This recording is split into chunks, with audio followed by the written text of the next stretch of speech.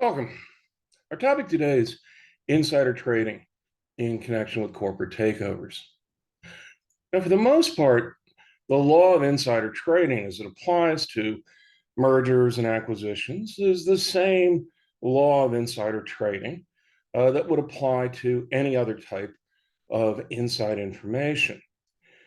There is one unique rule, SEC Securities and Exchange Act Rule 14E3, that applies only to information relating to tender offers. And we'll talk about that in a couple of minutes.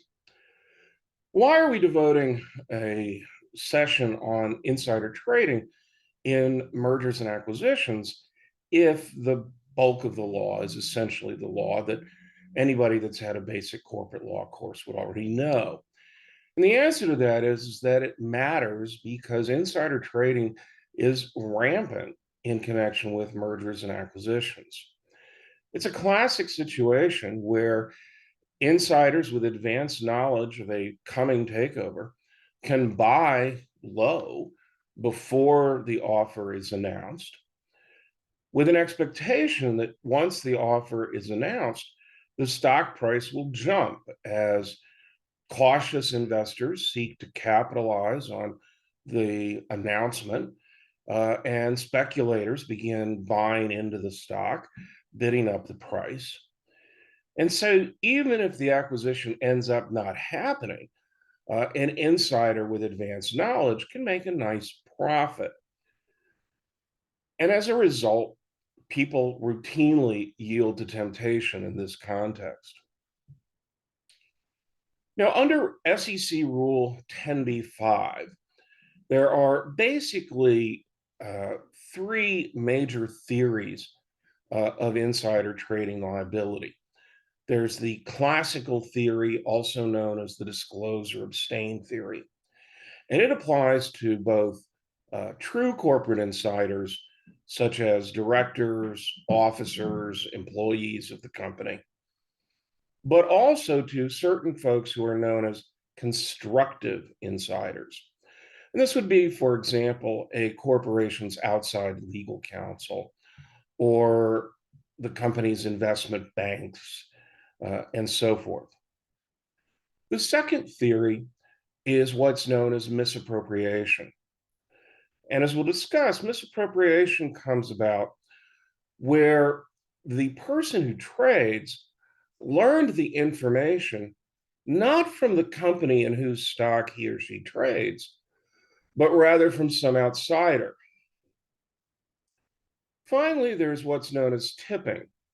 Tipping can create liability under either the classical theory or the misappropriation theory.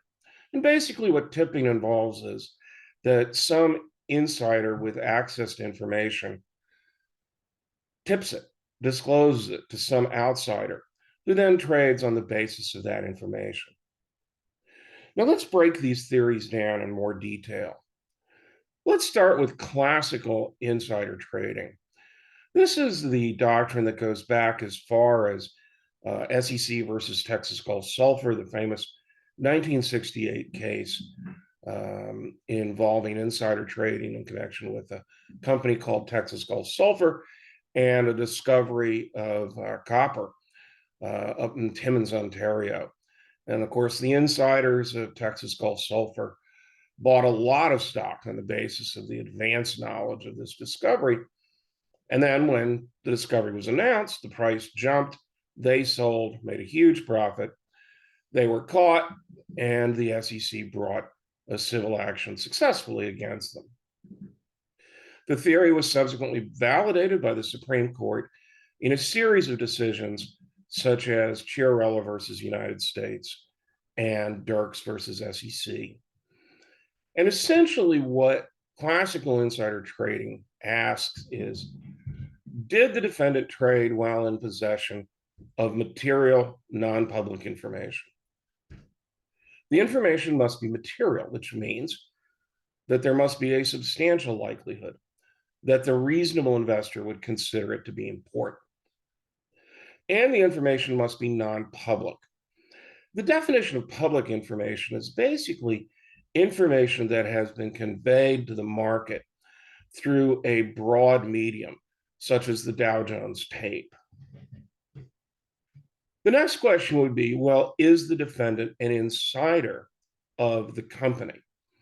An insider of the company would be someone who is an agent of the company, such as an employee or a manager of the company, but it would also include the directors of the company.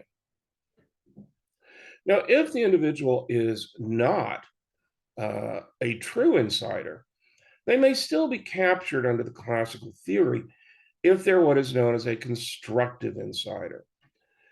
This would be someone like an attorney, an accountant, a financial advisor, a consultant who temporarily become fiduciaries of the corporation.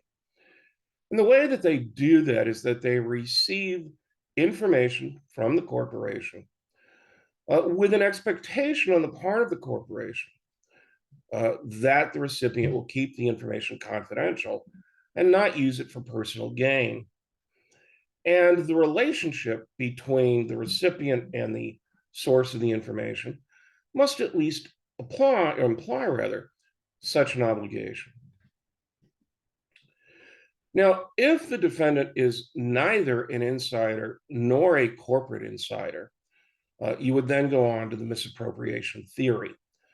But let's stick with the classical theory for a couple more minutes. We can visualize the theory by noting that what it involves is a trade between an insider and the shareholders of the company with whom of whom they are an insider. Now, what happens though if the person who trades is neither an insider nor a constructive insider of the issuer rather, but they nevertheless have material non-public information? Can they be held liable? Well, possibly, but it would be under a different theory of liability, namely the misappropriation theory. The misappropriation theory asks, did the defendant trade while in possession of material non-public information?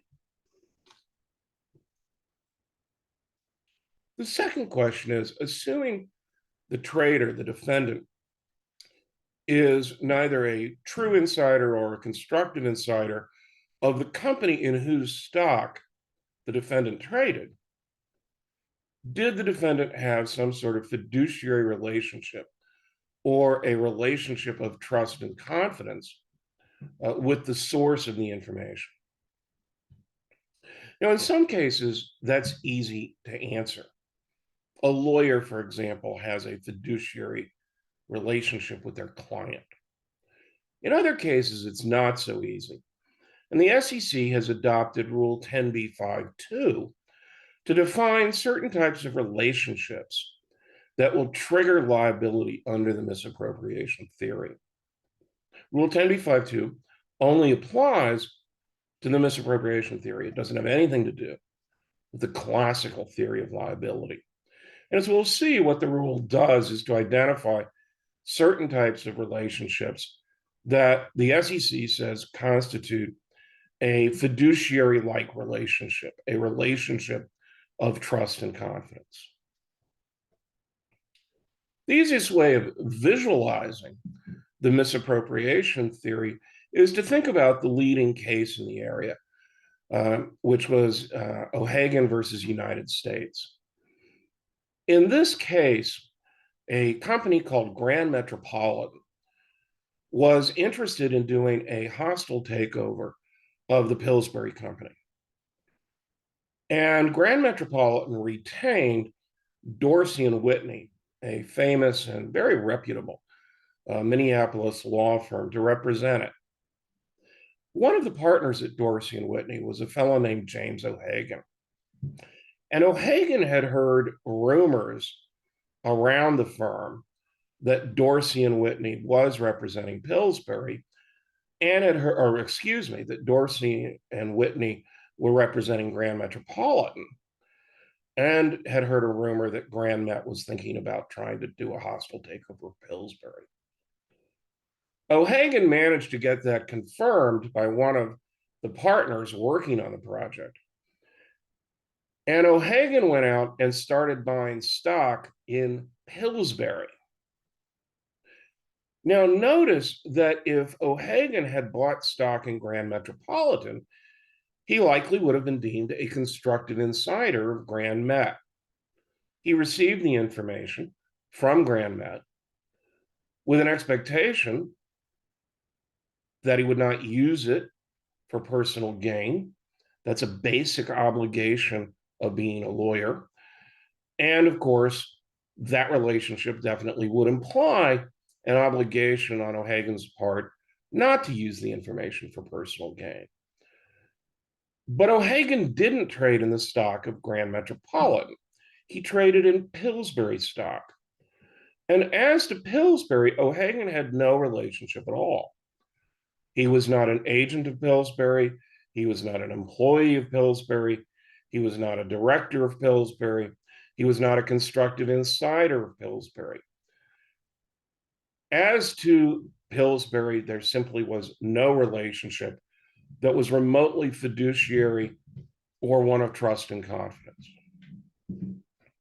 Nevertheless, the Supreme Court upheld O'Hagan's insider trading conviction under the misappropriation theory because it said that O'Hagan owed a fiduciary duty as a lawyer to Grand Metropolitan. And his failure to disclose his trading intentions constituted a fraud on Grand Metropolitan. You see, Rule 10b-5 applies to fraud in connection with the purchase and sale of a security. Now, O'Hagan did not commit fraud as against the people with whom he traded. He didn't communicate with them at all. And in cases of silence, non-disclosure is only fraudulent if you have an affirmative duty to disclose. And because O'Hagan had no relationship to the Pillsbury shareholders, he had no such affirmative duty of disclosure. And so his silence, his buying shares from them without telling them what he knows, was not a fraud on them. But the Supreme Court said there is a fraud occurring in connection with that transaction. It's just that the fraud is being committed by O'Hagan against Grand Metropolitan.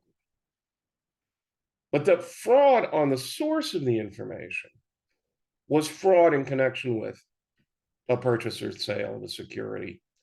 And thus, the misappropriation theory would result in liability. Now, as I said a minute ago,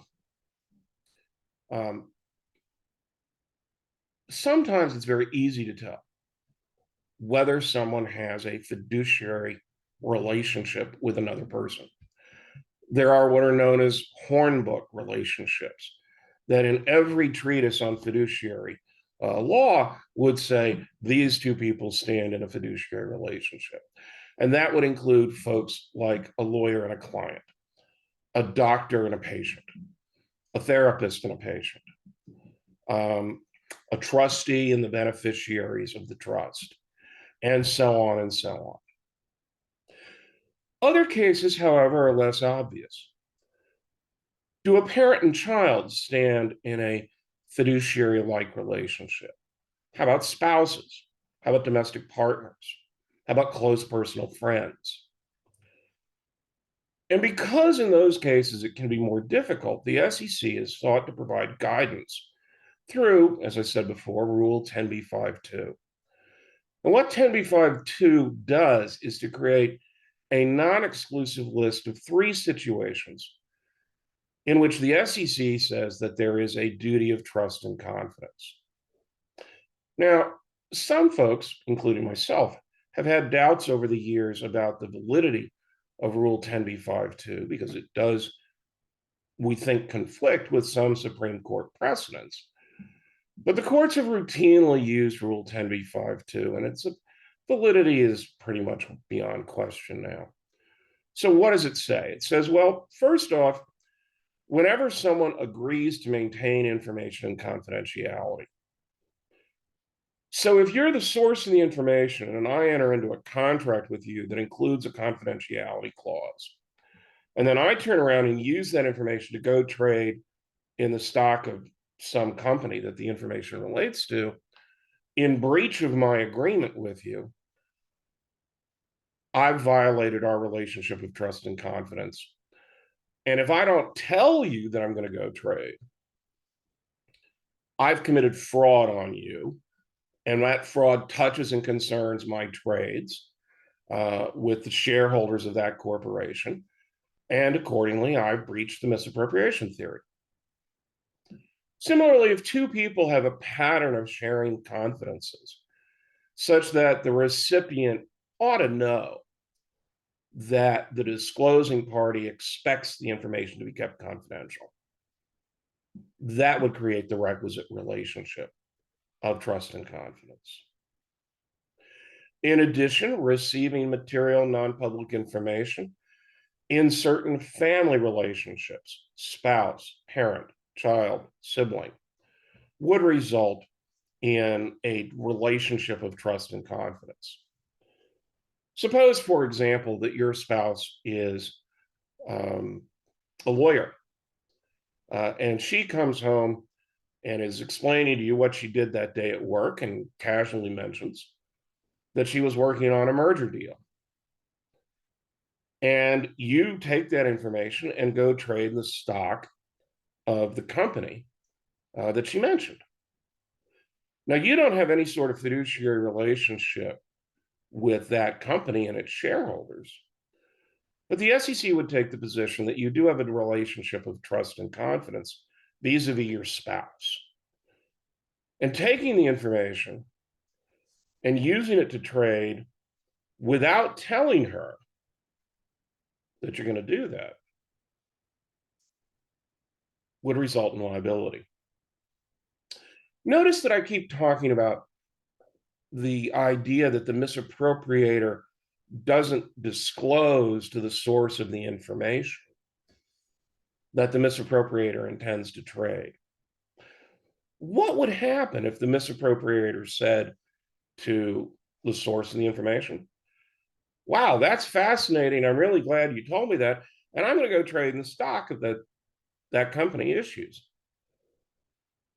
Well, in theory, the blatant misappropriator, that's the sort of term of art that's been used here. In theory, there would be no liability. The Supreme Court in O'Hagan premised liability under the misappropriation theory on a non-disclosure to the source of the information. But it's never been tested. Nobody's quite had the chutzpah, if you will, to actually try and test that. All right, so we have classical or disclose and abstain, and we have misappropriation. Now, under either of those theories, you can also have tipping. And tipping can arise where the tipper, the source of the information, is an insider of the company, so that would be tipping under disclose or abstain. Or it could be where the source of the information was a misappropriator. And the misappropriator had taken the information from its source and then turns around and gives it to the person who actually trades. And the Supreme Court, in a case called Dirks versus SEC, confirmed that there's a two-part analysis for whether or not the tippee is liable.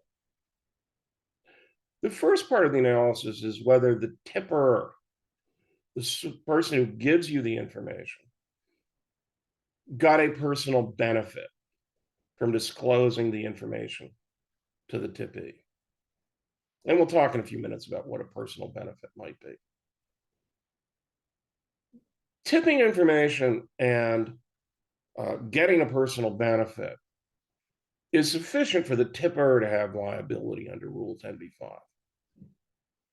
Now, the tippee's liability is derivative of the tipper. If I disclose information to you that you then use to trade, but for some reason my disclosure is not a breach of my duty to the source of the information, if I don't get a personal benefit from giving you the information, then you would have no liability. If, however, I did get a personal benefit, then you would have liability as the tippee if you knew or had reason to know that I was breaching my duties to the source of the information. We can visualize tipping in this instance where an executive at GSI tipped off numerous individuals, family members, friends, many of whom then went on to tip other individuals.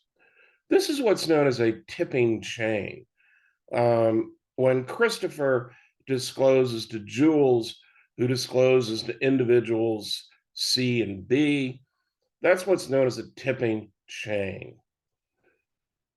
And the Supreme Court has indicated that a tipping chain can result in liability all the way down the chain, provided, of course, the initial tipper, here it would be Sardicatus, got the personal benefit, and that each recipient of the information knew or should have known that the information was coming out of a breach of fiduciary duty. Now, what do we mean by personal benefit? Well, in Solomon versus the United States, the Supreme Court addressed a case in which essentially there was no pecuniary compensation. An investment banker gave inside information about merger and acquisition activity to his brother, who then gave the information to his brother-in-law, the actual defendant, Solomon. Solomon then used the information to trade in the securities of the company that was the subject of the merger. And the crux of the dispute in Solomon was whether the investment banker, the original tipper, had received value or a personal benefit in exchange for the tip to his brother. And the Supreme Court said yes, that essentially a gift of information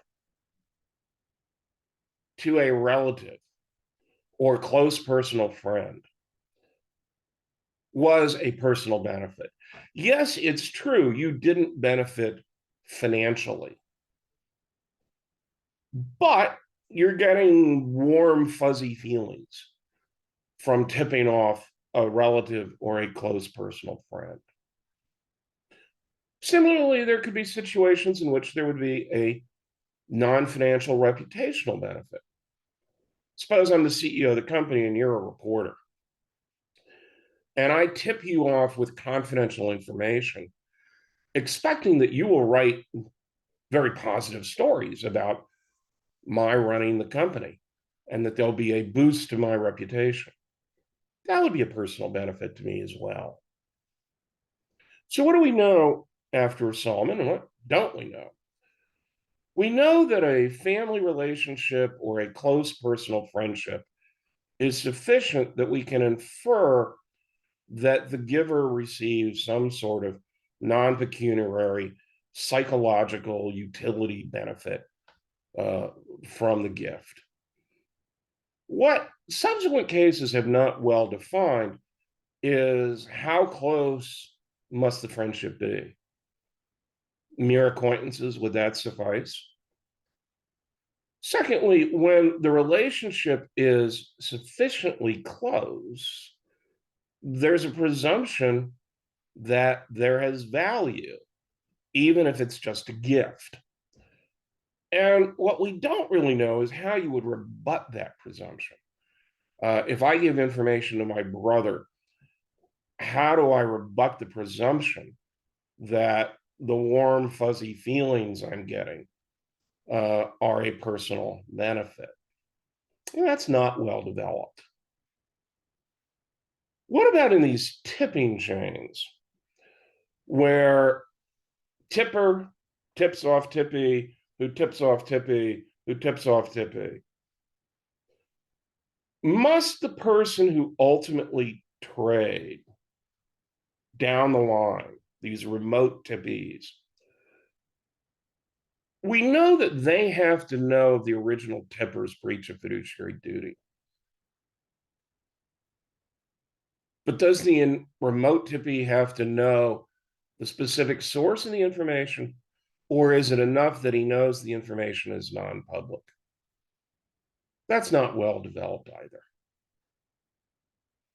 All right, so what we have now is we have classical, we have misappropriation, we have tipping.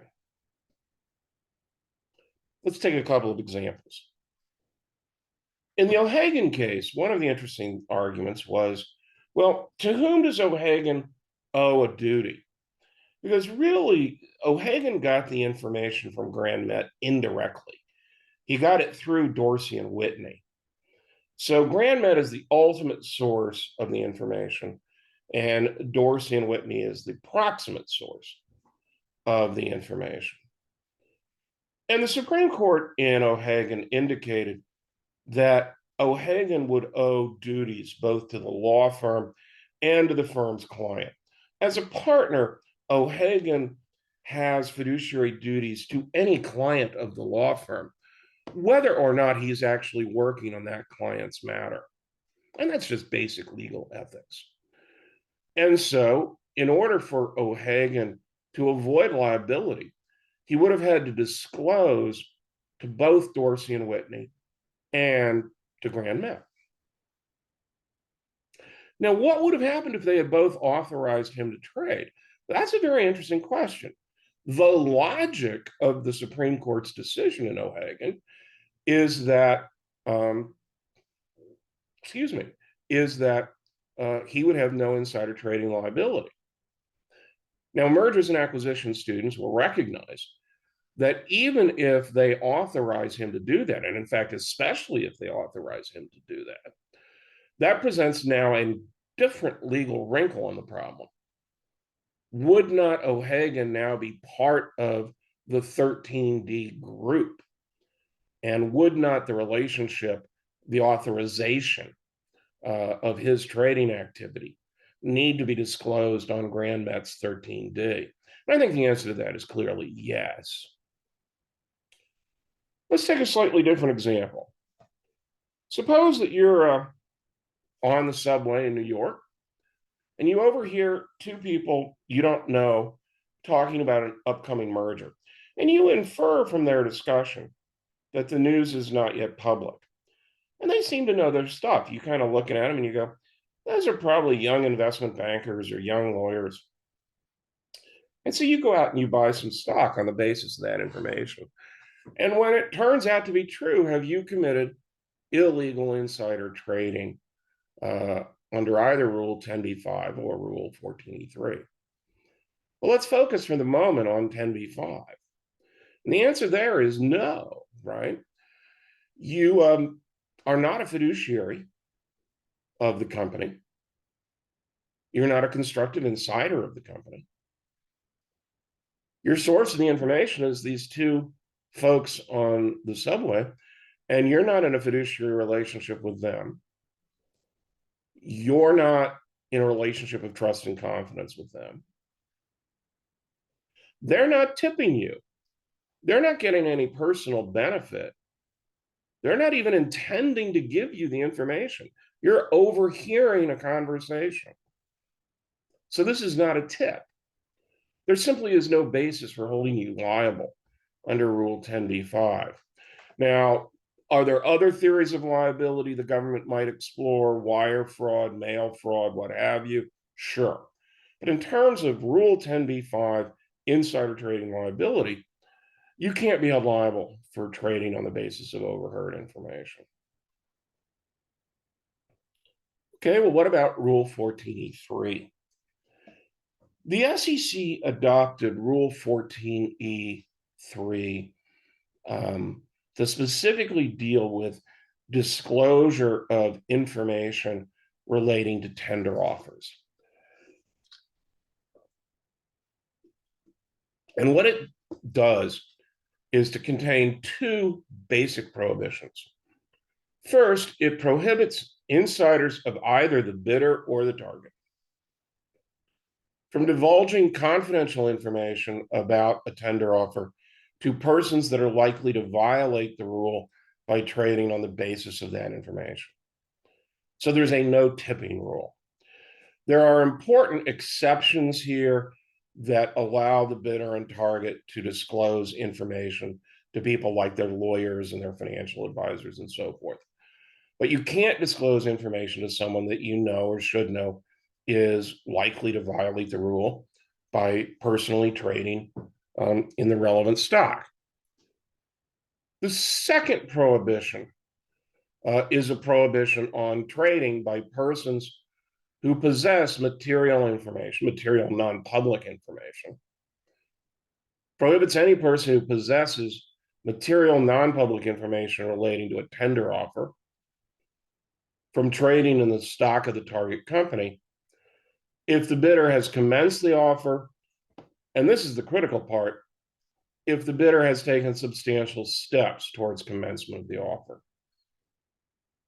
I say that that's the critical part because obviously once the bidder commences the tender offer, the existence of the tender offer is now a public fact. Most insider trading activity that's going to be a problem under the rule takes place prior to the commencement and announcement, but as the bidder is gearing up for making the offer.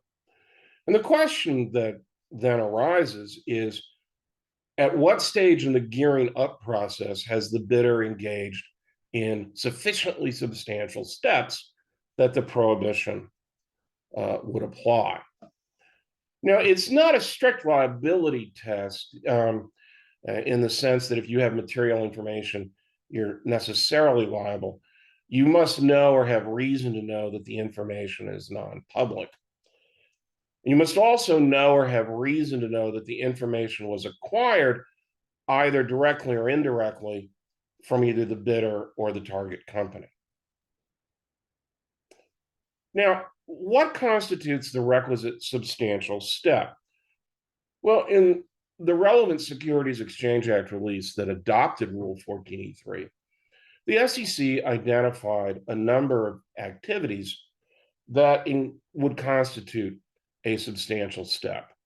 And that's things like voting on a resolution by the offeror's board, formulating a plan or proposal to make a tender offer. And again, this goes back to our discussion of Rule 13D and your disclosure in item 4 of plans, and that plans are something more than we're thinking about doing this, that there's some definiteness that, okay, we are moving forward. Or activities that would facilitate the tender offer, such as arranging financing, starting to print the tender offer materials, that sort of thing. Now, as we've seen, once the bidder has taken a substantial step towards commencing the tender offer, anybody other than the bidder in knowing possession of material non-public information relating to the tender offer may not purchase or sell the tender offer securities until after the information has been publicly disclosed. Knowing possession means, as we've seen, that you know the information is non-public and you know it came either directly or indirectly from the offeror or the target. And notice that purchases and sales by the bidder, the offeror, are exempted, and that has to be right. You cannot be held liable for insider trading on the basis of information about your own intentions. I mean, if that was not true, then anytime somebody who was going to possibly do a takeover and was thinking about doing a takeover, anytime such a person bought stock in the potential target company, they would be committing insider trading because they're trading on the basis of what they intend to do. And so obviously that has to be exempted. So we've also seen the rule prohibits communication of tender offer information by either the bidder or the target if it's reasonably foreseeable that the person who receives the information is likely to commit fraud by trading on the basis of that information. The communication will not result in liability if it was made in good faith, and it exempts communications by either the bidder or the target with their affiliates, their advisors, their legal financial advisors, and so on. All right, let's look at a couple of problems. Ted Tran, the CEO of Bitterco, and he sends a letter of inquiry to Helen Hansen, the largest and controlling shareholder of Hansen Corp., asking whether Hansen would support an acquisition of Hansen by Bitterco. And Hansen responded that she was advised that she was retired. She advised Tran to discuss the proposal with her son, who's now the CEO and chairman of the board, but she indicated that she might be interested in a deal at the right price. Tran and Harold meet on several occasions to discuss a possible deal. After their most recent meeting, Tran and Harold signed a confidentiality agreement, and Tran appointed a due diligence team that began reviewing the potential acquisition. They haven't set a price. They haven't settled on whether the form of the transaction should be a tender offer or a merger. Both companies' boards are being kept fully informed, but neither board has taken any formal action. They haven't engaged in arranging financing. Has Bitterco taken substantial steps towards the commencement of a tender offer? And obviously, the question's designed to get at the often vague and uncertain issue of when there have been sufficient substantial steps to trigger the rule. And there are at least a couple of facts here that you could argue constitute a substantial step. Signing a confidentiality agreement can be a substantial step. Appointing a due diligence team can be a substantial step. Although that is more likely to be the case if you're doing it in conjunction with arranging financing and having your legal team start drafting documents. If you haven't done either of the latter, starting due diligence is less significant. On the other hand, here, there's been no decision about price or form, no arrangement of financing, no formal board action. The controlling shareholder has expressed at most conditional interest in a deal. Obviously, the most important issues are the ones that are still open, price and form. And so I would say that here, that there has not yet been a substantial step sufficient to trigger the rule. I would feel reasonably comfortable giving an opinion letter to my client that would be the case, although I would wonder why my client wants an opinion letter that says essentially what you're about to do might violate Rule 14E3 if there have been substantial steps, but we don't think there have been substantial steps, so go ahead and do whatever violative stuff you're thinking about. No.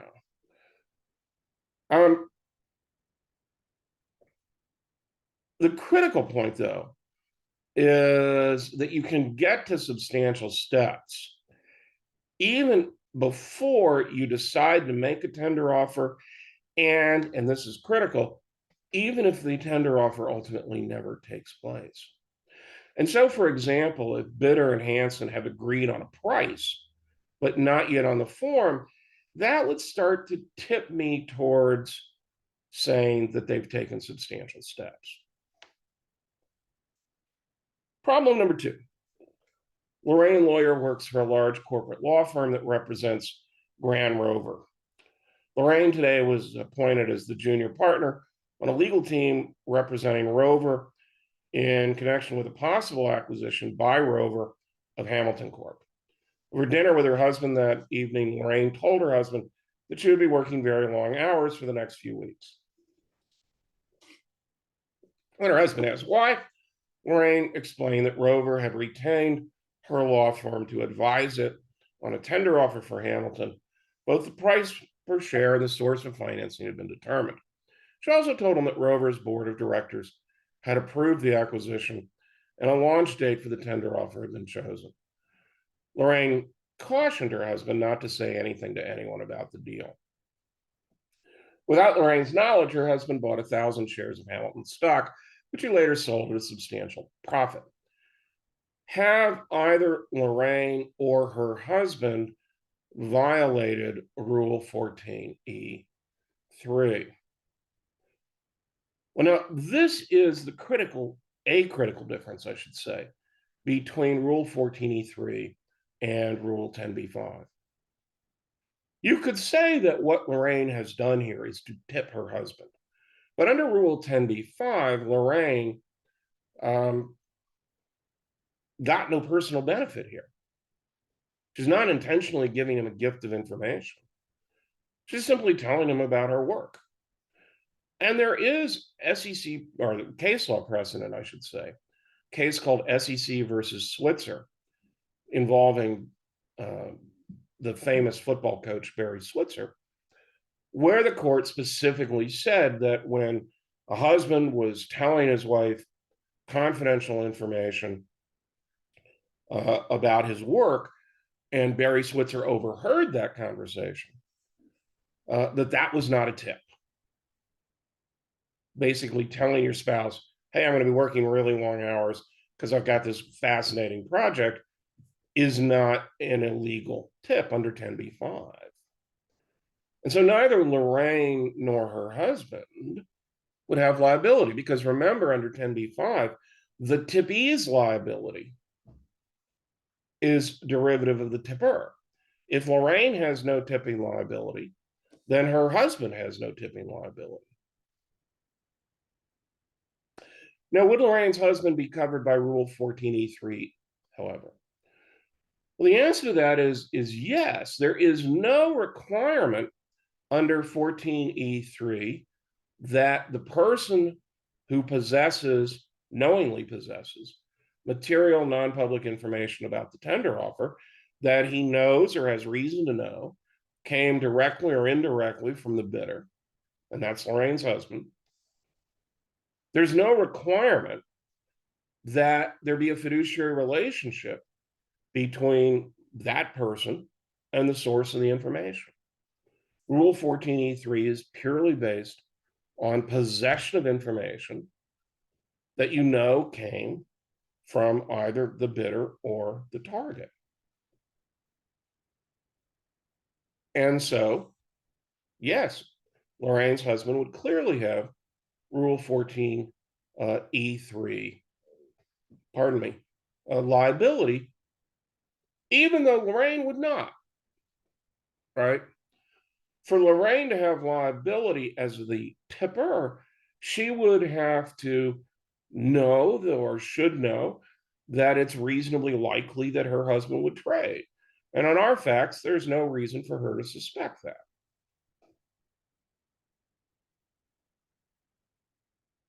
Now, what about Rule 10b-5 misappropriation? Remember that under Rule 10b-5-2, Lorraine and her husband's relationship is deemed one of trust and confidence. And so if the husband used the information that Lorraine provided to him without telling her what he was going to do, then he would be a misappropriator, and he would have liability under 10b-5. But remember, this is not a tip. Lorraine is being treated here as the source of the information from whom the information is being misappropriated. Okay. Problem 3. Would Rule 14E3 apply to insider trading in connection with a tender offer for debt securities? And the answer is yeah. Rule 14E3 refers to securities, and that is defined under the Securities Exchange Act to include notes, bonds, and debentures. It's probably the case, certainly it's my position, that insider trading liability under Rule 10b-5 is limited to equity securities. And I explain that in my book, Insider Trading Law and Policy, available on Amazon. But Rule 14e3 is not so limited. And so, yeah, the answer probably is that it would apply to a tender offer for debt securities. Okay, thank you very much. I hope you found that very helpful. Take care.